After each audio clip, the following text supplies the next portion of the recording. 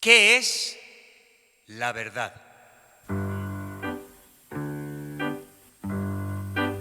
¿Cuál es el origen de todo eso que acordamos llamar lo verdadero?